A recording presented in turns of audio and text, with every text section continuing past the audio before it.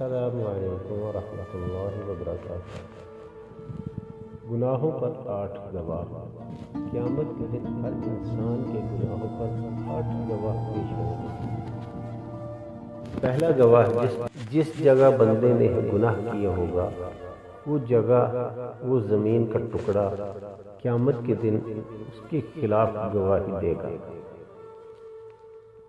دوسرا گواہ وہ دن بھی گواہی دے گا جس دن بندے نے گناہ کیا ہوگا۔ قیامت کے دن ان کی زبان گواہی دے گی۔ چوتھا گواہ انسان کے جسم کے باقی اعضاء، ہاتھ پاؤں بھی گواہی دے گی۔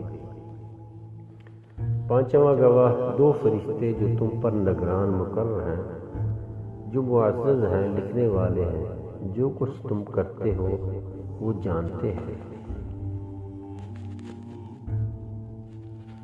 چھٹا گواہ وہ نامہ اعمال جو فرشتے لکھ رہے ہیں، تو زبان بھی گواہی دے گی اور نامہ اعمال بھی لکھائے جائیں گے۔ ساتواں گواہ آپ صلی اللہ علیہ وآلہ وسلم جو گواہ ہے، اللہ رب العزت آپ صلی اللہ علیہ وآلہ وسلم سے بھی گواہی مانگیں گے۔ آٹھواں گواہ اللہ رب العزت قرآن میں فرماتے ہیں، جو تم گناہ کرتے ہو ہم قیامت کے دن اس پر گواہ ہوں گے۔ ہمارے گناہوں پر اللہ خود گواہ ہوگا۔ یا اللہ ہمارے گناہوں کو بخش دے اور ہمیں نیک اعمال کرنے کی توفیق عطا فرما۔